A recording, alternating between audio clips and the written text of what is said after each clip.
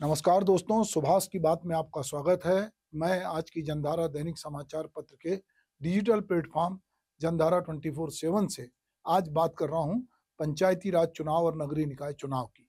दरअसल छत्तीसगढ़ में दोनों चुनाव की घोषणा एक साथ हुई है और ये दरअसल कहीं ना कहीं प्रधानमंत्री नरेंद्र मोदी की जो मंशा थी कि एक वन नेशन वन इलेक्शन, तो उसी के मंशा के अनुरूप ये कहा जा रहा था कि ये चुनाव एक साथ होंगे।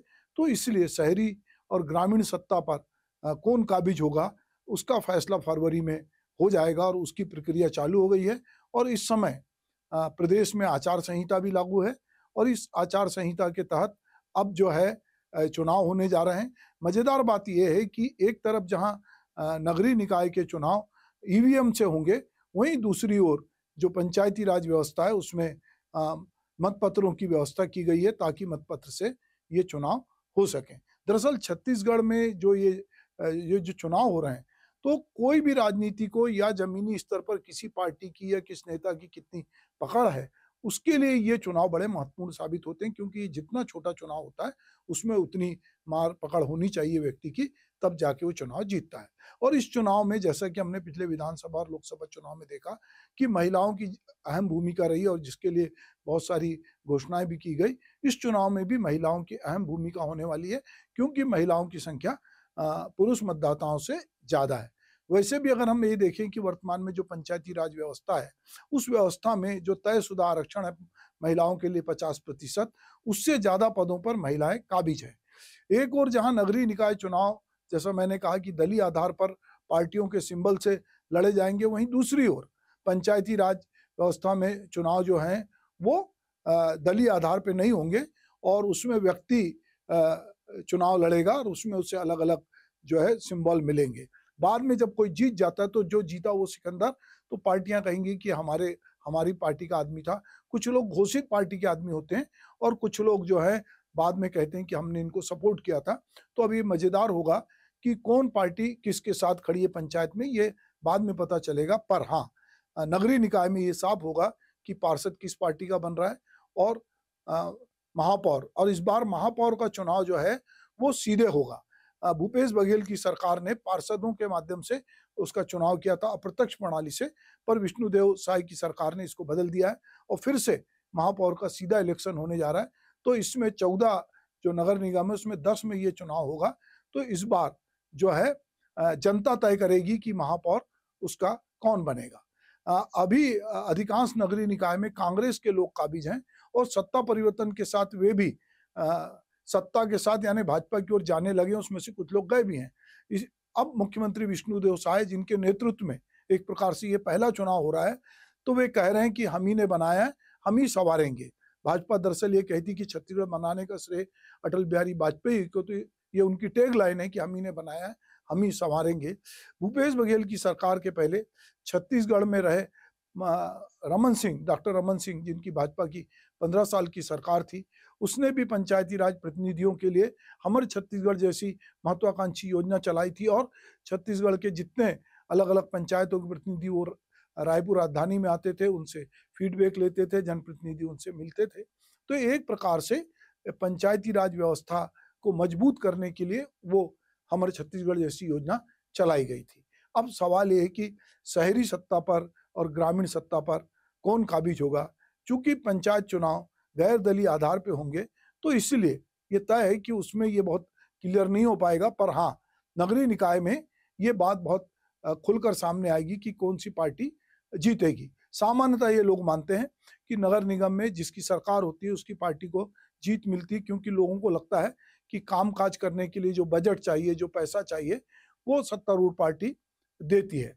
तो निश्चित रूप से आने वाले समय में पार्षदों की भूमिका खत्म होगी महापौर में, और महापौर जो है वो सीधे जीत के आएंगे। ये अलग बात है कि हमारे यहाँ किसी को भी वापस बुलाने के अधिकार हैं, पर वो एक जटिल प्रक्रिया है। अभी हमने पिछले दिनों देखा ओटीटी प्लेटफॉर्म पे एक बहुचर्चित वेब सीरीज आई पंचायत, जिसमें एक प्रसंग आता है जब थाने में बैठे पुलिस अधिकारी कहता है कि गांव में अब हलचल शुरू हो गई है, मतलब कि चुनाव आने वाला है। निश्चय ही लोकतंत्र के सबसे निचले स्तर के विकेंद्रीकरण के परिणाम स्वरूप गठित होने वाले पंचायत का जो एक पावर है, ये जो कहना चाहिए पंचायत एक सशक्त माध्यम है, उसके साथ जो राजनीतिक महत्वाकांक्षा होती है उसकी नर्सरी भी पंचायत होती है, क्योंकि इसी से जो बात के नेता हैं, जो विधायक बनते हैं, सांसद बनते हैं, वो यहीं से अपने पायदान रखते हैं और फिर वो विधायक, सांसद जैसे महत्वपूर्ण पदों पर पहुंचते हैं। अगर हम छत्तीसगढ़ के बहुत सारे नेताओं की बात करें तो पंचायतों के माध्यम से वो जो हैं आगे आए। उप मुख्यमंत्री से लेकर 10 करीब विधायक जो है वो पंचायती राज संस्थाओं से यहाँ आए हैं। तो इसका महत्व अपनी जगह है और जो लोग चुनाव में जाना चाहते हैं, भविष्य में राजनीति को अपनाना चाहते हैं, उनके लिए या तो पार्षद का चुनाव होता है या फिर पंचायती राज व्यवस्था का होता है। हम ये मानते हैं कि जितनी छोटी इकाई होती है चुनाव के लिए, उसमें जीत हार भी उतनी ही दिलचस्प होती है और मुकाबले भी जो है वो बहुत दिलचस्प होते हैं। यहाँ पार्टी से ऊपर उठकर आपसी संबंध, सक्रियता और लोकप्रियता मायने रखती है। विवाद भी वैचारिक कम होते हैं, आपसी ज्यादा होते हैं। जमीनी स्तर पे सक्रियता और राजनीति से जुड़े वार्ड पार्षद हो या सरपंच का चुनाव हो, यही चुनाव की भविष्य की राजनीति को भी प्रभावित करते हैं। छत्तीसगढ़ में इस बार महापौर, जैसा मैंने कहा कि सीधे चुने जाएंगे, उनको पार्षद नहीं चुना जाएगा। वहीं जो है अगर नगरीय निकाय की बात करें तो 14 में से 10 नगर निगम, 53 में से 49 नगर पालिका और 122 में से 114 नगर पंचायत के चुनाव होंगे। इसके साथ ही पंचायती राज व्यवस्था के 1,75,258 पदों पर चुनाव होगा। सर्वाधिक 1,60,00,180 पंच और 11,672 सरपंच, 2973 जनपद पंचायत सदस्य और 433 जिला पंचायत के सदस्य इस चुनाव में होंगे। छत्तीसगढ़ में पंचायत के 1406 ऐसे मतदान केंद्र भी हैं जहां पर की वाईफाई की कनेक्टिविटी नहीं है, इसलिए थोड़ा वहां पर सतर्कता बरतने की जरूरत है, क्योंकि वहां से कम्युनिकेशन थोड़ा कमजोर होगा। छत्तीसगढ़ में नगरीय निकाय और ग्रामीण यानी कि पंचायती राज व्यवस्था के तहत होने वाले चुनाव का ऐलान हो गया है। आचार संहिता भी लागू हो गई है। महापौर और पार्षद के लिए 11 फरवरी को और त्रिस्तरीय पंचायती राज व्यवस्था को 17, 20 और 23 फरवरी को मतदान होगा। नगरीय निकायों के परिणाम 15 फरवरी को तथा पंचायती राज व्यवस्था के तहत मुख्यालय स्तर पर 18 फरवरी, 21 फरवरी और 24 फरवरी को परिणाम घोषित होंगे। 1 नवंबर 2000 को स्वतंत्र रूप से जो छत्तीसगढ़ राज्य स्थापित हुआ, उसने जो है 73वें संविधान संशोधन अधिनियम 1992 के आधार पे त्रिस्तरीय पंचायती राज व्यवस्था को, जो कि पहले से चली आ रही थी, उसको उसने अडॉप्ट किया और उसके तहत जो है आरक्षण का प्रावधान है। इस समय छत्तीसगढ़ में ओबीसी आरक्षण को लेकर गदर मचा हुआ है। इसमें अनुसूचित जाति, जनजाति, अन्य पिछड़ा और महिलाओं के लिए आरक्षण की व्यवस्था रखी गई थी। छत्तीसगढ़ में महिलाओं के लिए 50% आरक्षण है। महिलाओं के लिए 50% आरक्षण के बावजूद कई बार वे प्रॉक्सी नेताओं की भूमिका में रहती, जिसमें हम देखते हैं एसपी यानी सरपंच पति और पार्षद पति, ये बहुत जो है, चूंकि मेल डोमिनेटिंग समाज है तो बहुत बार महिलाएं चुन के तो आ जाती है आरक्षण की वजह से, पर वहां पर सत्ता जो है उनके परिवार के पुरुषों के पास होती है। और महिलाएं और आदिवासी समुदाय में जो नेतृत्व क्षमता बढ़ाने पर यह बात जोर दिया जा रहा है और इसीलिए लगातार, चाहे अब भविष्य में 2029 के चुनाव हो, महिलाओं के लिए आरक्षण की बात की जा रही, पर अभी भी हमारे देश में बहुत बार महिलाओं को पीछे रखने का काम जो है ये होता है। और चूंकि पद आरक्षित हैं इसलिए महिलाओं को वहां से चुनाव लड़ा दिया जाता है। अभी भी जो अगर हम रायपुर जैसे नगर निगम की बात करें तो ये महिला के लिए आरक्षित है। तो अब महिलाओं को, जो नेताओं की पत्नी है, उनके फोटो छपने लगे हैं और उनको आगे बढ़ाने का काम हो रहा है। छत्तीसगढ़ में पंचायत और नगरीय निकाय एवं अन्य पिछड़ा वर्ग, जिसको हम ओबीसी कहते हैं, आरक्षण जो है वो अभी इस समय एक विवाद का मुद्दा बन गया है, क्योंकि जहां पर जो आदिवासी क्षेत्र है वहां पे ओबीसी की सीटें खत्म हो गई है।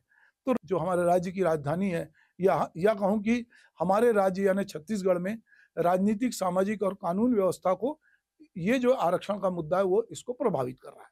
संविधान के अनुच्छेद 243D और 243T के तहत पंचायत और नगरीय निकाय में आरक्षण संबंधी प्रावधानों के अंतर्गत पंचायत और नगरीय निकाय में ओबीसी के आरक्षण का प्रतिशत बढ़ाकर 27% किया गया। कुल आरक्षण यानी कि अनुसूचित जाति, जनजाति और ओबीसी का अनुपात जो है 50% से अधिक हो गया, जो कि सुप्रीम कोर्ट द्वारा निर्धारित सीमा का उल्लंघन है। छत्तीसगढ़ उच्च न्यायालय ने 50% से आरक्षण को असंवैधानिक बताते हुए दिया और ओबीसी का जो आरक्षण है उसको समाप्त करने के आदेश दिए। अदालत ने यह भी कहा कि ओबीसी आरक्षण बढ़ाने के पहले सरकार को विस्तृत डाटा संग्रह करना चाहिए, अध्ययन करना चाहिए और ओबीसी समुदाय ने जातिगत गणना की मांग भी लगातार ओबीसी समुदाय कर रहा है और वो कहता है उसकी आबादी के आधार पर आरक्षण का निर्धारण हो।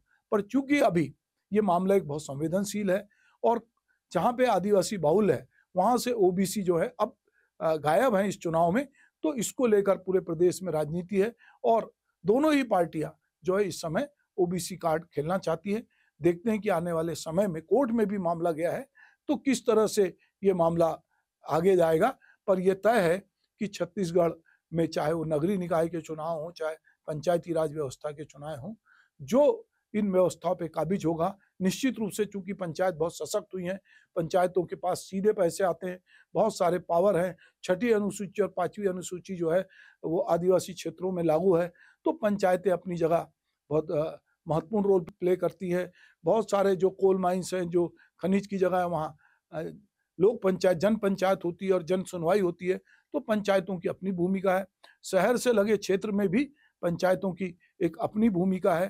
तो निश्चित रूप से अगर हम ये मानते हैं कि अगर कहीं से ओबीसी समुदाय जो पहले से वहां पर काबिज था और इस बार उसको चुनाव लड़ने नहीं मिल रहा है, तो वो उसमें एक निराशा है। पर चूंकि ये प्रावधान है कानूनी, तो आने वाले समय में हो सकता है कि जातिगत गणना की मांग बढ़े, हो सकता है कि ओबीसी कहे कि हमारी संख्या ज्यादा है तो हमें इसमें मौका दिया जाए। पर इस समय जो आरक्षण की व्यवस्था उसके तहत ही सारे चुनाव हो रहे हैं और फरवरी में ये चुनाव समाप्त हो जाएंगे।